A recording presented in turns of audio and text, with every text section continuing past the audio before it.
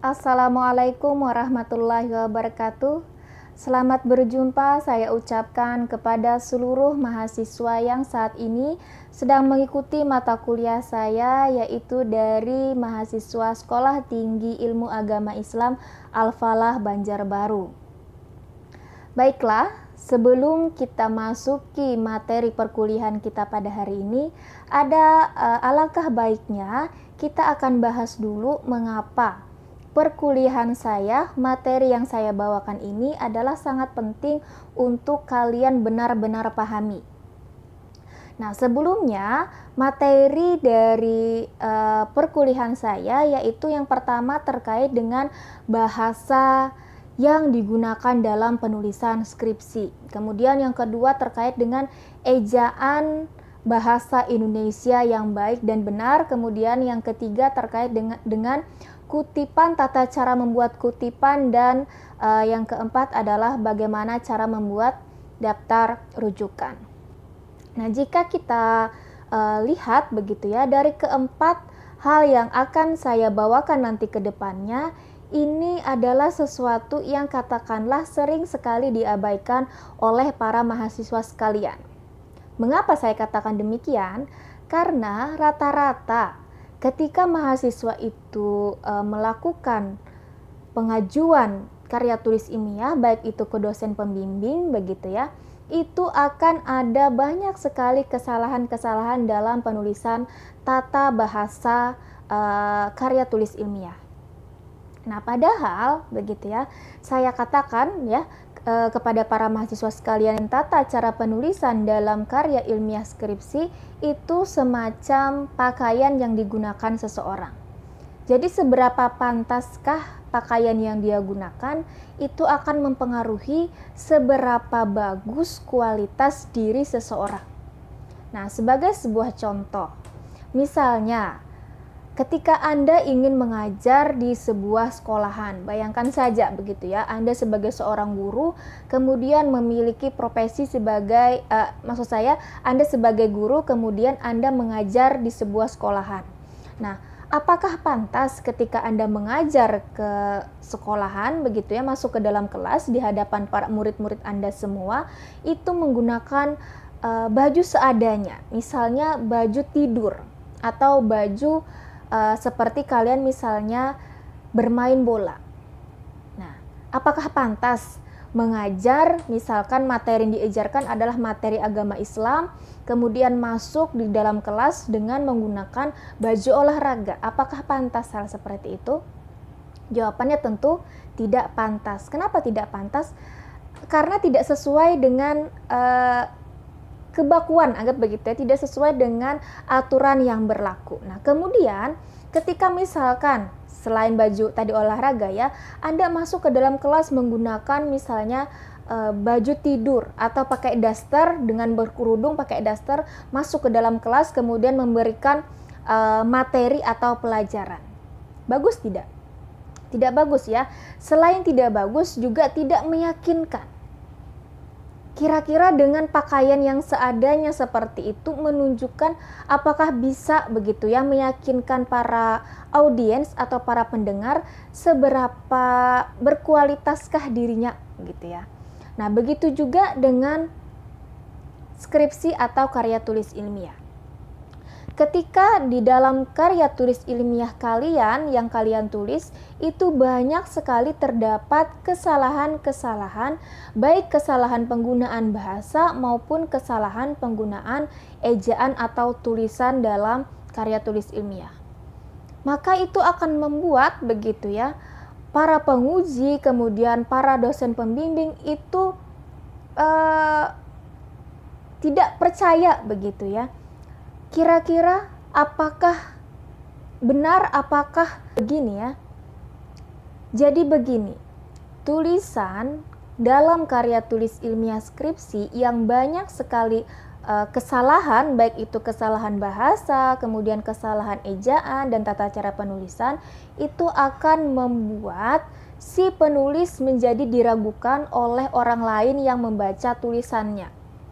Kira-kira dengan gitu ya, ini pendapat si pembaca ya, Kira-kira dengan tulisan yang banyak sekali kesalahan ini, kira-kira apakah isinya juga benar-benar diselesaikan dengan baik? Ibaratnya dari segi penampilan saja dia sudah mengabaikan. Kira-kira analisisnya juga tidak bisa meyakinkan seberapa bagus karena tadi mengabaikan cara penulisan karya tulis ilmiah yang baik dan benar.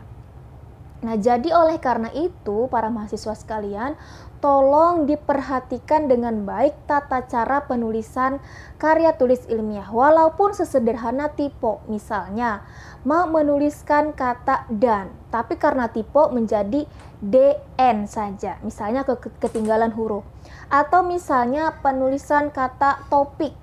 Nah, topik gitu ya, seharusnya kan TOPIK. Nah, tetapi karena misalnya menggunakan komputer yang misalnya settingannya ada atau pengaturannya adalah pengaturan Inggris begitu ya, sehingga penulisan topik yang harusnya pakai K menjadi pakai C. Dia tidak sadar, dia mengetiknya adalah huruf K, tapi hasil di dalam tulisan ketikan dia adalah C. Nah, sebenarnya itu kalau dalam bahasa Inggris sih benar begitu ya. Tapi ketika di dalam penulisan karya tulis ilmiah skripsi menggunakan bahasa Indonesia, kata topik yang menggunakan huruf C, maka itu akan dianggap salah. Ya. Kecuali misalnya topiknya karena tadi pakai C dimiringkan gitu ya. Nah, tetapi jika masih ada padanan kata dalam bahasa Indonesia, kemudian kalian tulis adalah bahasa Indonesia begitu ya, maka gunakanlah topik dengan tulisan bahasa Indonesia. Beda misalnya kalian menulis skripsi adalah semuanya menggunakan bahasa Arab, maka silahkan ketika menggunakan kata misalnya Latin begitu ya, topik, maka itu dimiringkan.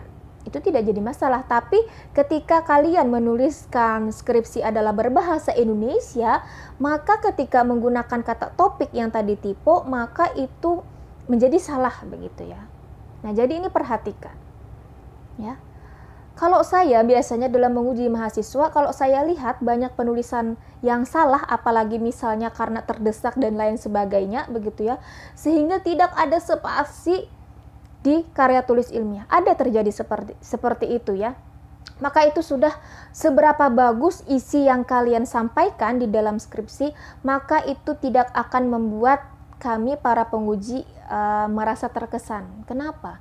Karena hal sederhana seperti penulisan bahasa itu sudah kalian abaikan. Nah, jadi perhatikan tata cara penggunaan bahasa Indonesia yang baik dan benar. Maka dari itu, saya himbau kepada para mahasiswa sekalian untuk memiliki buku ejaan bahasa Indonesia atau buku bahasa Indonesia yang membahas tentang kesalahan-kesalahan dalam berbahasa. Saya punya ya beberapa contoh buku. Yang pertama ini. Nah, Pedoman Umum Ejaan Bahasa Indonesia ini berdasarkan Permendikbud nomor 50 tahun 2015. Nah, ini adalah, tapi ada yang terbaru juga ya, yang terbaru dari ini juga ada, cuman peraturannya masih peraturan yang 2015. Nah, ini kesalahan ejaan bahasa Indonesia dan kesalahan berbahasa. Nah, jadi tolong para mahasiswa sekalian, ketika sudah memiliki buku ini, tolong dibaca dan dipahami dengan baik. Kemudian dipraktekkan pula ketika menuliskan karya tulis ilmiah skripsi. Tata bahasa Indonesia begitu ya. Nah, baiklah, kita akan mulai memasuki materi kita pada hari ini, yaitu tentang bahasa dalam penulisan karya ilmiah skripsi.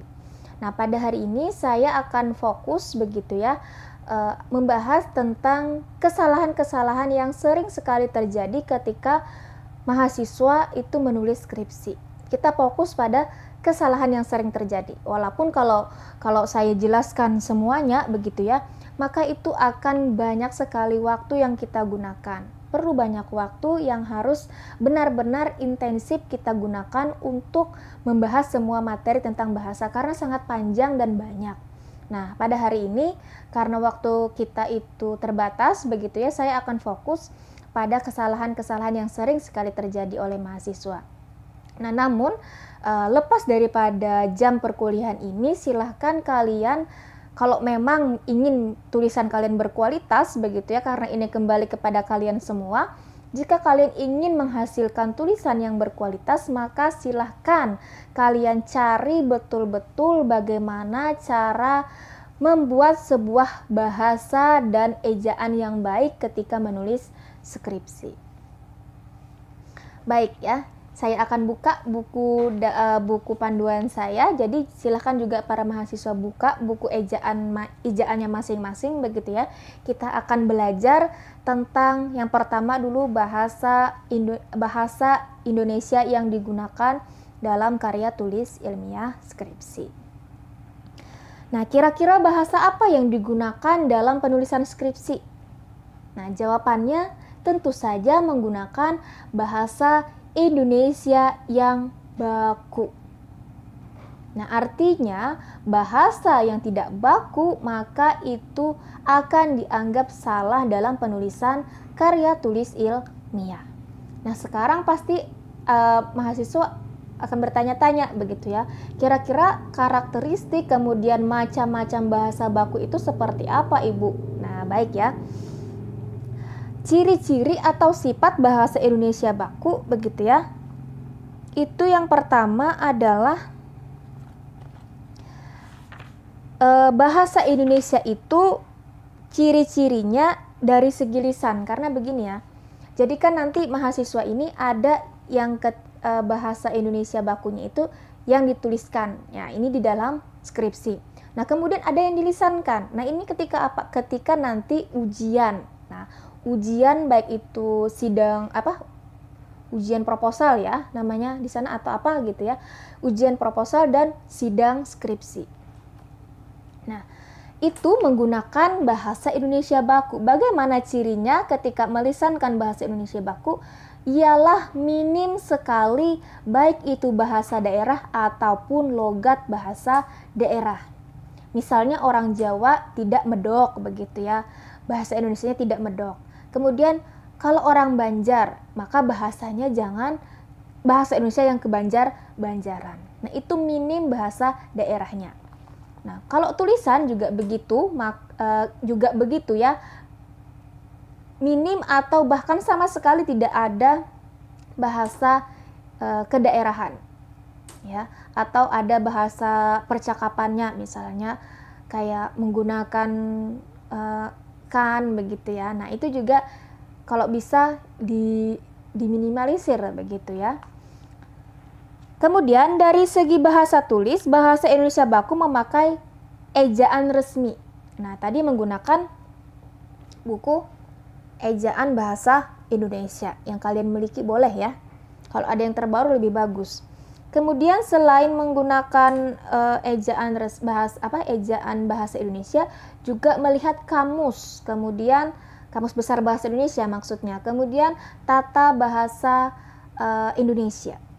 Nah, kemudian ciri bahasa Indonesia baku itu terbatasnya unsur bahasa daerah baik leksikal maupun gramatikal.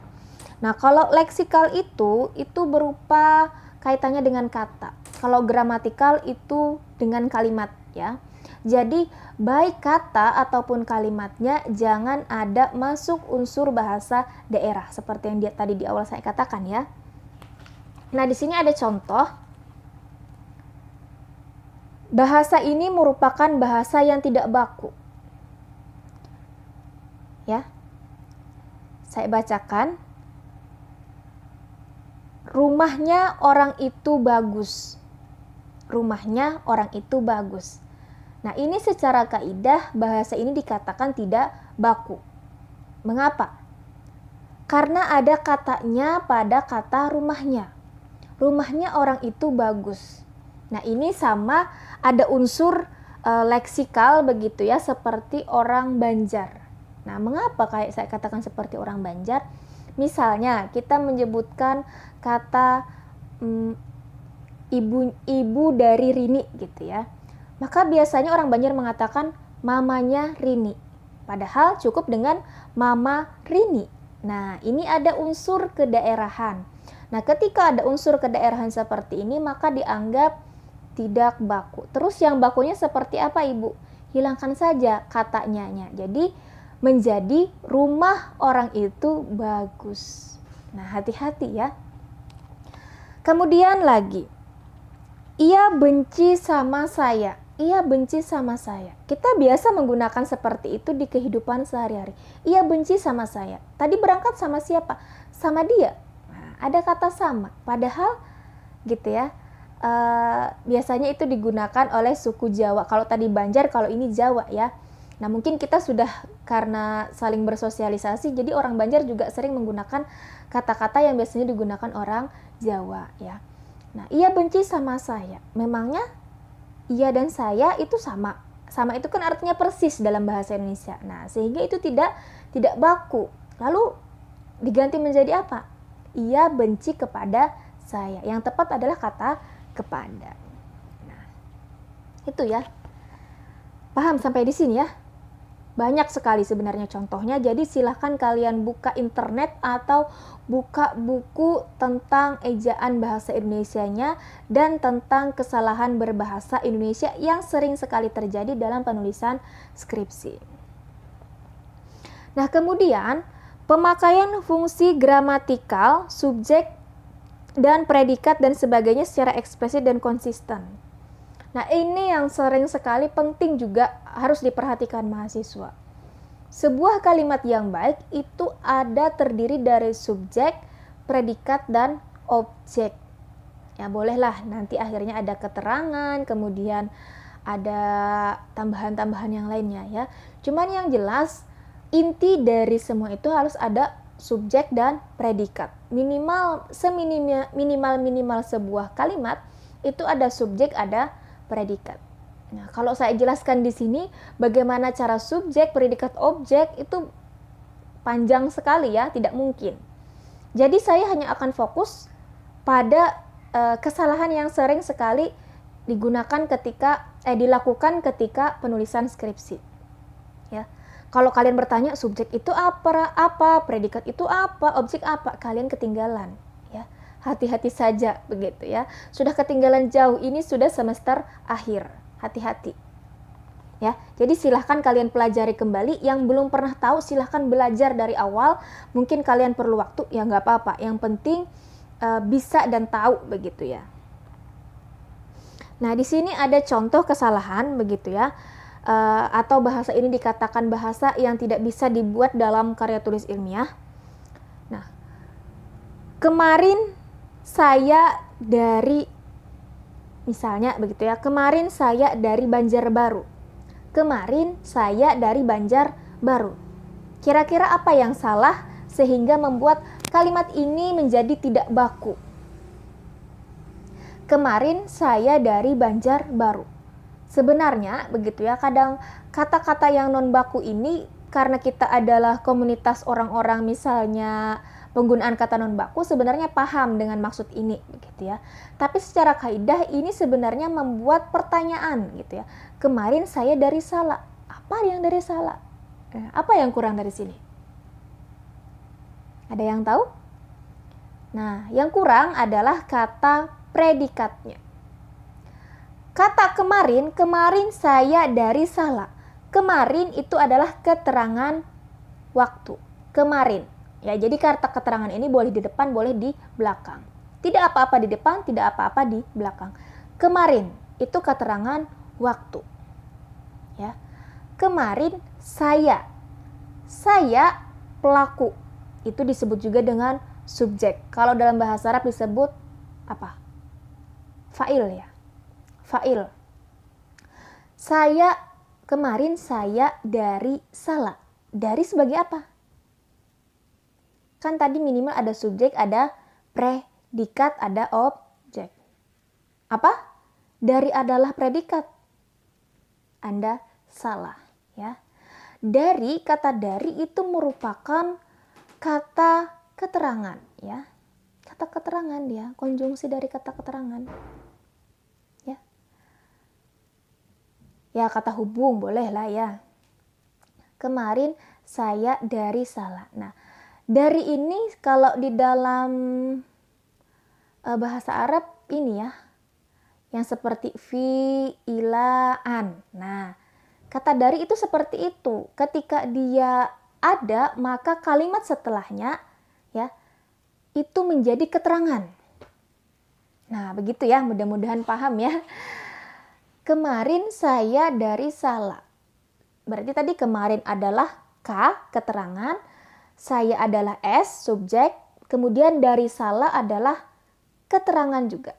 Ada jar, ada majrur begitu ya. Dari Banjarbaru. Nah, kemarin saya dari Banjarbaru. Kemarin itu keterangan. Saya itu subjek. Dari Banjarbaru itu jar majrur tadi ya. Atau kata keterangan. Mana predikatnya? Predikatnya tidak ada. Nah, ketika tidak ada predikat atau predikatnya hilang, maka kalimat ini bisa dikatakan kalimat yang tidak baku. Dan ketika menulis dalam karya tulis ilmiah, maka bisa jadi ini salah ya.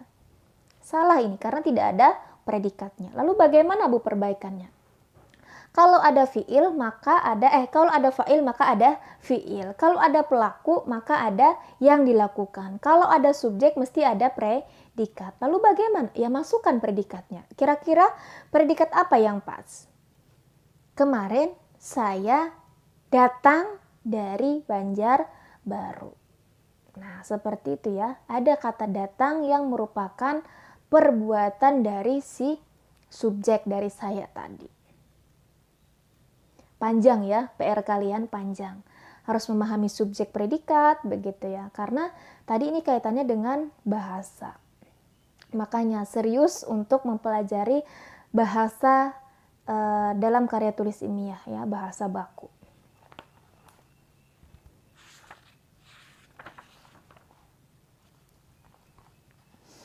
Nah, sekarang kita akan masuk kesalahan-kesalahan dalam bidang tata kalimat. Ragam kesalahan berbahasa Indonesia. Nah, kalimat tanpa subjek dan tanpa predikat. Nah, tadi kan tanpa predikat saja ya.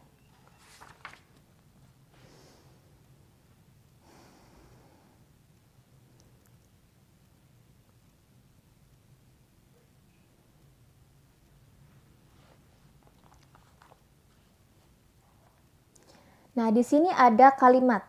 Contoh ya. Kepada hadirin harap berdiri. Sering mendengar ini? Sering sekali. Pada saat kapan? Pada saat acara-acara gitu ya. Yang dibacakan oleh pembawa acara. Jelas begitu ya. Kepada hadirin harap berdiri gitu. Ternyata salah. Kenapa salah? Karena begitu ya. Ketika ada kata kepada, itu merupakan kata tugas. Ya. Kata tugas. Jar tadi. Ketika ada huruf jar, maka kata sesudahnya menjadi majrur. Kepada hadirin harap berdiri.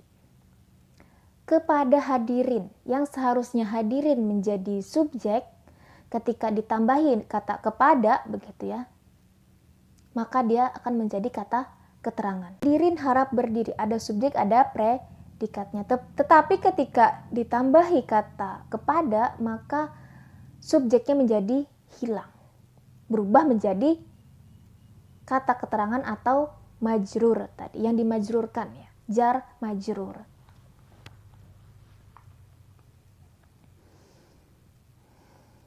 Nah, kemudian ragam kesalahan berbahasa lainnya ialah kalimat pleonastis. Kalimat pleonastis ialah kalimat yang berlebihan, yang tidak sadar digunakan oleh para mahasiswa ketika menuliskan karya tulis ilmiah. Seharusnya di dalam karya tulis ilmiah itu tidak boleh ada kata-kata yang berlebih-lebihan. Ya. Misalnya, saya ingin mengucapkan terima kasih, beribu terima kasih banyak, beribu terima kasih banyak. Nah, ada kata beribu dan banyak, itu terlalu berlebihan. Nah, kalimat ini termasuk kalimat pleonastis, artinya berlebihan.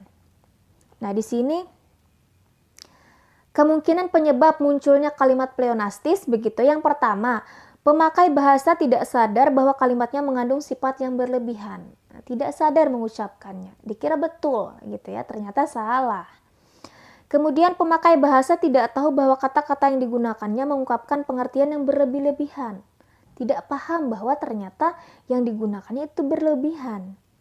Nah, kemudian pemakai bahasa sengaja melebihi-lebihi ucapan. Nah, melebih-lebihi ucapan, sengaja ini jelas salah. Di sini ada contoh. Contoh kalimat ya. Tolong diperhatikan. Semua cucu-cucunya sayang kepadanya. Kalimat ini dikatakan kalimat yang pleonastis, artinya berlebihan. Mengapa? Semua cucu-cucunya sayang kepadanya. Iya. Betul ya. Ada kata jamak ketemu jamak. Semua itu jamak. Artinya banyak ya. Cucu-cucunya itu juga jamak. Jamak ketemu jamak itu artinya berlebihan. Semua cucu-cucunya sayang kepadanya. Ini adalah kalimat yang pleonastis. Kalimat yang salah ya dalam bahasa Indonesia. Dalam penulisan skripsi ya. Maka bagaimana cara memperbaikinya?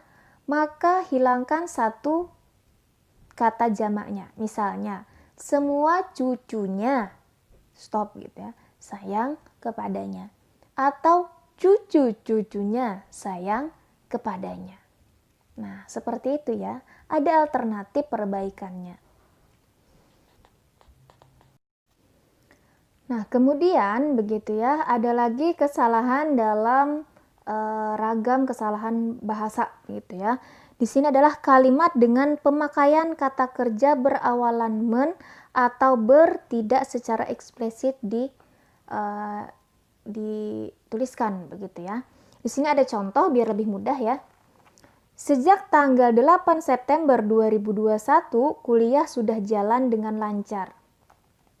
Mana yang salah? Ya, yang tidak menggunakan imbuhan ya. Sejak tanggal 8 September 2021 kuliah sudah jalan dengan lancar. Harusnya bukan kata jalan tapi berjalan. Nah, jadi imbuhan seperti itu juga bisa membakukan sebuah kalimat. Jadi hati-hati ya. Kemudian contoh yang kedua, Bapak Ketua Jurusan sedang ngajar. Bapak Ketua Jurusan sedang ngajar. Harusnya Bapak Ketua Jurusan sedang mengajar. Nah, seperti itu ya. Kemudian gitu ya, kalimat yang tidak logis. Ya.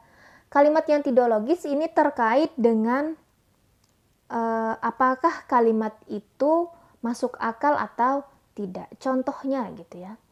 Waktu dan tempat kami persilahkan. Sering ya, sering juga mendengar ya. Nah, kemudian begitu ya, ada lagi kesalahan dalam ragam kesalahan bahasa gitu ya. Di sini adalah kalimat dengan pemakaian kata kerja berawalan men atau ber tidak secara eksplisit dituliskan begitu ya. Di sini ada contoh biar lebih mudah ya.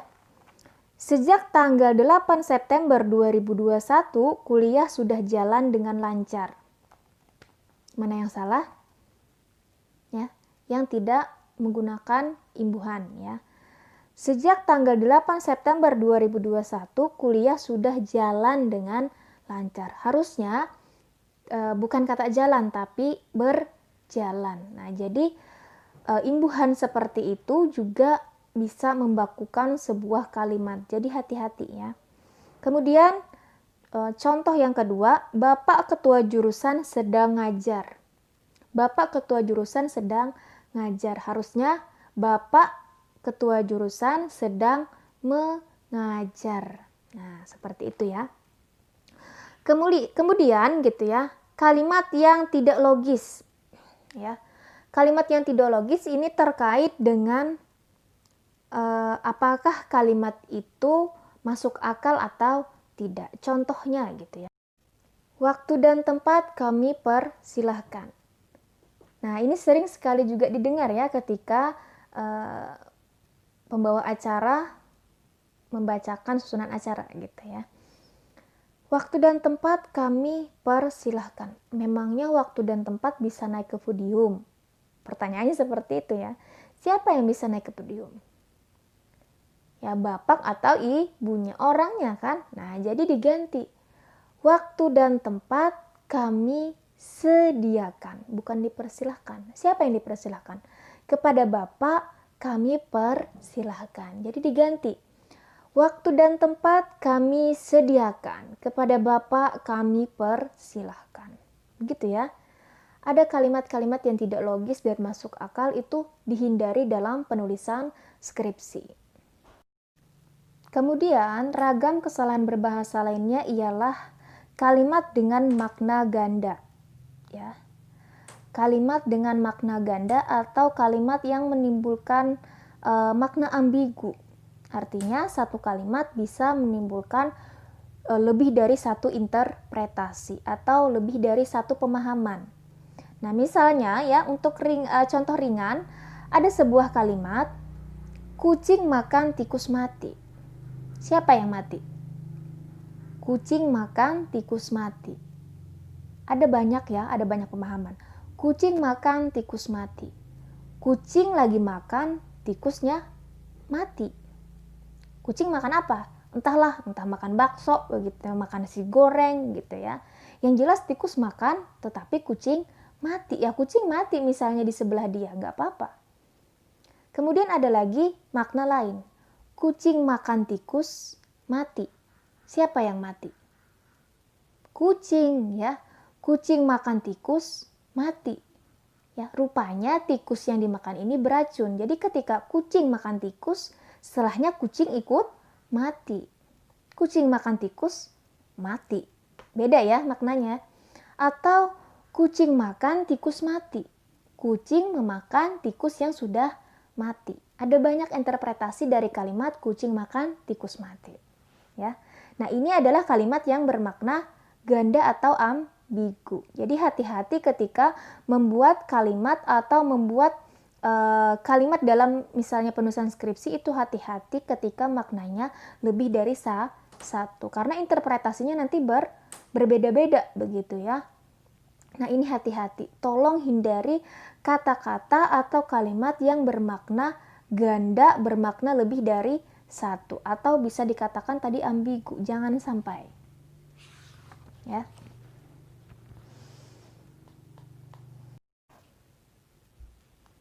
Baiklah, itu tadi penjelasan ringkas saya terkait dengan bahasa Indonesia dalam penulisan skripsi atau karya tulis ilmiah.